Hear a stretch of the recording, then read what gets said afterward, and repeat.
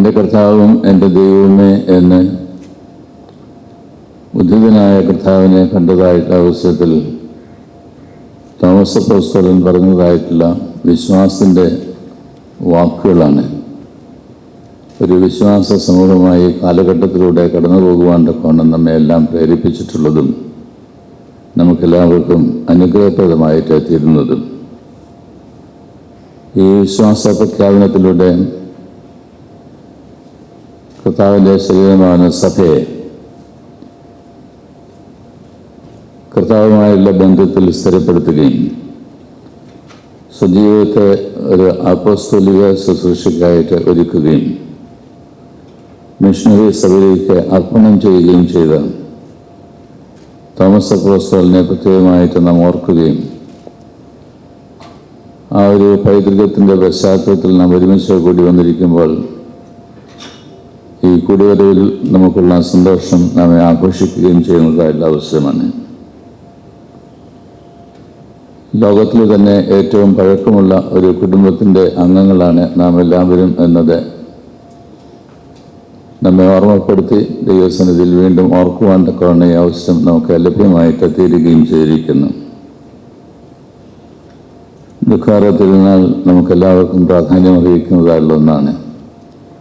അതിനോടനുബന്ധിച്ചാണ് ഇപ്രകാരമുള്ള ഒരു കൂടിവരവ് നമുക്ക് സാധ്യമായിട്ട് തീർന്നിരിക്കുന്നതും അതേറെ അർത്ഥവത്തായി തീരുവാൻ സ്വർഗസ്ഥനായിട്ടുള്ള പിതാവ് നമ്മെല്ലാം അനുഗ്രഹിക്കട്ടെ എന്നത് പ്രാർത്ഥിക്കുന്നു. ക്രിസ്തുവിനെ തോമസ് ലീഹ അനുഗമിച്ചതുപോലെ അനുഗമിക്കുവാൻ ഇനിയും നമുക്ക് കഴിഞ്ഞിട്ടില്ല എന്നത് ഇതുവരെയുള്ള പ്രഭാഷണത്തിൽ നിന്ന് തന്നെ നമുക്ക് കേൾക്കുന്നതിനായിട്ടിടയായിട്ട് തീർന്നു. അത് നമ്മെ ചിന്തിപ്പിക്കേണ്ടതായിട്ടുള്ള ഒരു വിഷയം കൂടിയാണ്.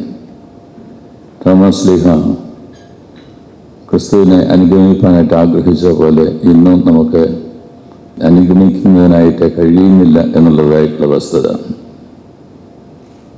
തോമസ് ലീഹായെക്കുറിച്ചുള്ള ചിന്തകൾ നമ്മെ കൂടുതൽ കർമ്മോത്സുകമാക്കി തീർക്കേണ്ടതായിട്ടുള്ള ആവശ്യകതയുണ്ട്.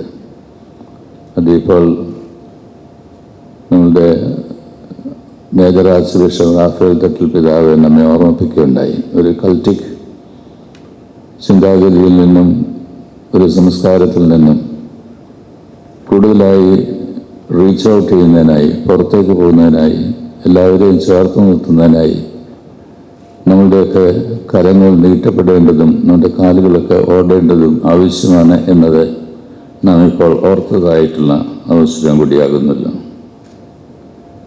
ഇപ്രകാരമുള്ള എല്ലാ ചിന്തകളും നമ്മെ കൂടുതൽ ഉത്തരവാദിത്വ ബോധമുള്ളവരാക്കി തീർക്കുകൊണ്ട് വേണം ഇടയായിട്ട് തീരണം. തീർച്ചയായിട്ടും നമുക്കെല്ലാവർക്കും പരിചയമുണ്ട്. സഭാ വിഭാഗങ്ങളെല്ലാം കൂടെ ചേർന്നുള്ള പ്രഖ്യാപനങ്ങൾ എപ്പോഴും പ്രാധാന്യം അറിയിക്കുന്നതായിട്ടുള്ള ഒന്നാണ്.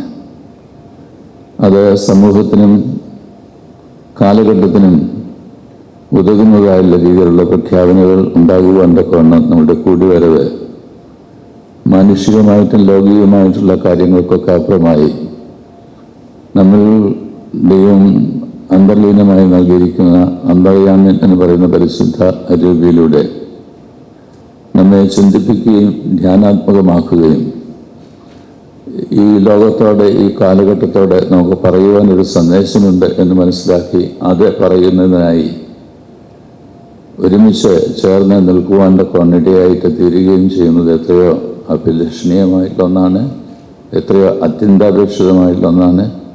അത് ഈ കാലഘട്ടത്തിൽ നിർവഹിക്കാൻ തക്കവണ്ണം നമുക്കെല്ലാവർക്കും ഇടയായിട്ട് തീരണം എന്നതാണ് എനിക്ക് ഈ അവസരം എല്ലാവരെയും ഓർമ്മിപ്പിക്കുവാനായിട്ടുള്ളത്.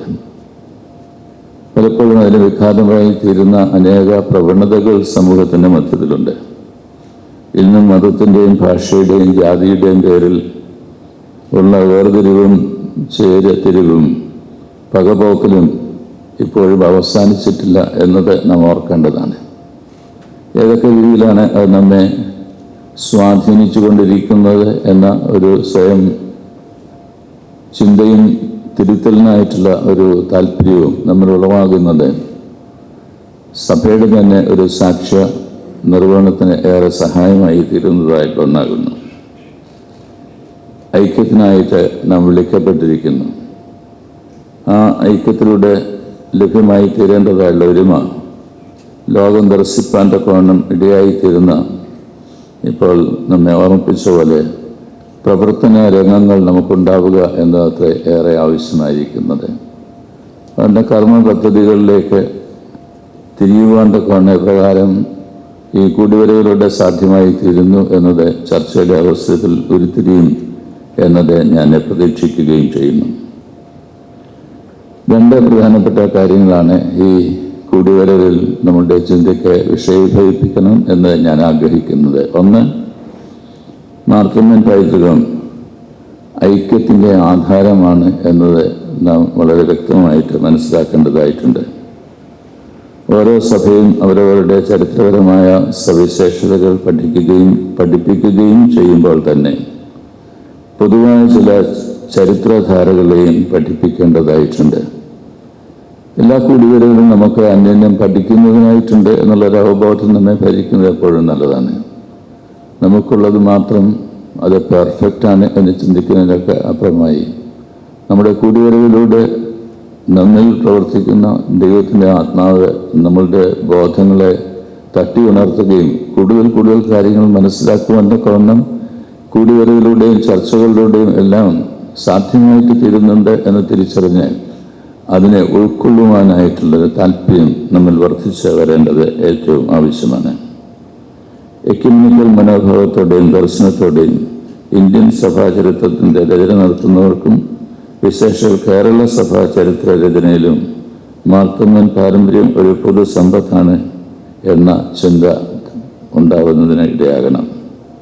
അഥവാ ആഗോളമായി സഭകൾ വളരുന്ന ഈ കാലത്തെ ഇവയടുപ്പമുള്ള എക്യുമെനിക്കൽ ബന്ധങ്ങൾക്ക് അടിത്തറയൊരുക്കുവാൻ മാർത്തമ്മൻ പൈതൃകത്തിനാണ് സാധിക്കുന്നത്.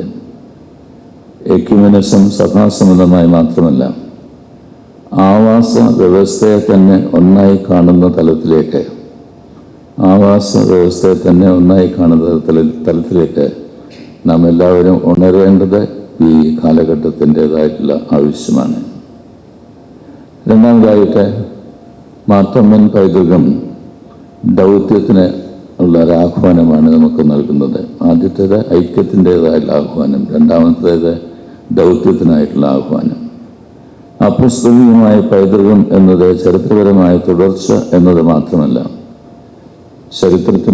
ചരിത്രത്തിൻ്റെ മധ്യത്തിൽ ദൈവം നമുക്ക് നൽകുന്ന ഒരു നിയോഗവും കൂടിയാണ്. കാലാവസ്ഥാ കെടുതികളും വന്യജീവി ആക്രമണവും ഒരു വശത്തും അതിതീവ്ര വേഗതയിൽ വർദ്ധിച്ചു വരുന്ന സാങ്കേതിക വിദ്യയും അവയുടെ നവസാധ്യതകളും മറുവശത്തും ഇതിനു മധ്യേ പഴച്ചു നിൽക്കുന്ന നിർധനരും നിലാരമ്പവും പലായനം ചെയ്യേണ്ടി വരുന്ന യുവാക്കളും തങ്ങൾക്കും പ്രിയപ്പെട്ടവർക്കും ഒക്കെ സങ്കടവും സുവിശേഷവുമാകുന്ന തരത്തിൽ പൈതൃക സ്മരണ എങ്ങനെ നിർവഹിക്കാം എന്നത് നമ്മളുടെ ഈ എക്യുമെനിക്കൽ കൂടിവരവിൽ കൂടുതലായി ചിന്തിപ്പാനായിട്ട് നമുക്കിടയായിട്ട് തീർന്നാൽ ലക്ഷ്യപ്രാപ്തിയിലേക്കുള്ളൊരു പ്രയാണമായിരിക്കും നാം നടത്തുന്നത് എന്ന് ചിന്തിക്കുന്നതിനായിട്ട് നമുക്കിടയാകും. അവരുടെ ദൗത്യത്തിൻ്റെതായുള്ള മേഖലകൾ കുറച്ചുകൂടെ വിശാലമായിട്ട് ചിന്തിക്കേണ്ടതായിട്ടുള്ള ആവശ്യകതയുണ്ട്. ഇന്ന് മനുഷ്യനെ സംബന്ധിച്ചിട്ടുള്ള എല്ലാ വിഷയങ്ങളിലും എക്യുമെനിക്കൽ പ്രസ്ഥാനത്തിൻ്റെ വക്താക്കൾ എന്നുള്ളതായുള്ള നിലയിൽ നമുക്ക് ശ്രദ്ധ ചെലുത്തേണ്ടതായിട്ടുണ്ട്. അവിടെയെല്ലാം ദൈവത്തിൻ്റെതായുള്ള വഴികൾ എന്നതൊക്കെ മനുഷ്യൻ ആരായുന്ന അവസരത്തിലും ജീവൻ തന്നെ നഷ്ടമാകുന്നതായുള്ള അവസരത്തിലും സാമ്പത്തിക നഷ്ടം ഉണ്ടാകുന്നതായുള്ള അവസരത്തിലും ആഗോള വ്യാപകമായി സഭ വ്യാപിക്കുവാൻ തക്കവണ്ണം വിവിധ സ്ഥലങ്ങളിലേക്ക് നമ്മുടെ യുവാക്കളും മറ്റും പലായനം ചെയ്യുന്നതായിട്ടുള്ള അവസരത്തിലും സംഗതമായിട്ടുള്ള ദൗത്യത്തെക്കുറിച്ചുള്ള ബോധ്യം നിറയുവാൻ തക്കവണ്ണൊരു ആഹ്വാനം, ഒരു ചലഞ്ച് ദൈവം തമ്പുരാൻ നമുക്ക് നൽകുകയാണ് എന്നത് ഓർത്തിരിക്കേണ്ടത് ആവശ്യമാണ്. ഇപ്പോൾ ഒരുപക്ഷെ യുവാക്കളുടെ പലായനത്തെക്കുറിച്ചായിരിക്കും നമുക്ക് പറയാനായിട്ട് കഴിയുന്നത്. എന്നാൽ കുറച്ചുകൂടെ കഴിയുമ്പോൾ അവരും അവരുടെ ജീവിതത്തിൻ്റെ ശക്തികളായിട്ട് തീരുന്നവരും പിന്നെ ഈ രണ്ട് ഭാഗങ്ങളിലുള്ള അവരുടെ മാതാപിതാക്കളും സഹോദരങ്ങളും സഹോദരികളും എല്ലാം ഒരുപക്ഷെ കഴിഞ്ഞ കാലങ്ങളിലുണ്ടായ ഒരു മൈഗ്രേഷനെ പോലെ ഇനിയുമുള്ള കാലങ്ങളിലും മൈഗ്രേഷൻ സംഭവിക്കുവാനായിട്ടുള്ള സാധ്യതയുണ്ട്.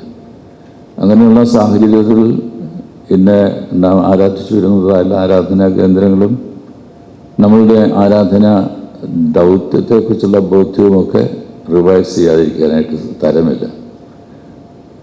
ഇന്ന് നമ്മുടെ മുമ്പാകെ ആരാധനയ്ക്ക് വരുന്നത് ഒരുപക്ഷെ കൂടുതൽ പ്രായമുള്ള ആളുകളും കുഞ്ഞുങ്ങളുമാണ് എന്ന് പറയുമ്പോൾ അവരുടെ മധ്യത്തിലുള്ള ശുശ്രൂഷയെക്കുറിച്ച് നാം ചിന്തിക്കേണ്ടതായിട്ടുണ്ട്. അതേ അവസരത്തിൽ തന്നെ ലോകത്തിൻ്റെ വിവിധ ഭാഗങ്ങളിലേക്ക് പലായനം ചെയ്ത് മൈഗ്രേറ്റ് ചെയ്ത് ഓരോരോ സ്ഥാനങ്ങളിലെ ആളുകൾ തിങ്ങിക്കൂടുന്നതായിട്ടുള്ള അവസരത്തിൽ എങ്ങനെയാണ് അവിടേക്കൊക്കെ ദൈവം ഏൽപ്പിച്ചിരിക്കുന്നതായിട്ടുള്ള സഭയുടെ ദൗത്യം നിറവേറ്റാണ്ടൊക്കെ സഭയ്ക്ക് ചിറകുകൾ വിടർത്തുവാനായിട്ട് കഴിയുന്നത് എന്നുള്ളതായുള്ള ചിന്തയും നമ്മെ ഭരിക്കേണ്ടതായിട്ടുണ്ട്. അതുകൊണ്ട് ഐക്യത്തിൻ്റേതായിട്ടുള്ള മേഖല, ദൗത്യത്തിൻ്റേതായിട്ടുള്ള മേഖല, ഈ മേഖലകളെക്കുറിച്ചുള്ള ആഴമായ ചിന്ത, കുറച്ചുകൂടെ പരക്കെയുള്ളതായുള്ള ചിന്ത നമ്മളുടെ ഈ കൂടിവരവിൽ സാധ്യമായിട്ട് തീരട്ടെ എന്നത് ഞാൻ പ്രത്യേകമായിട്ട് ആശിക്കുന്നു, ആഗ്രഹിക്കുന്നു, ആശംസിക്കുന്നു.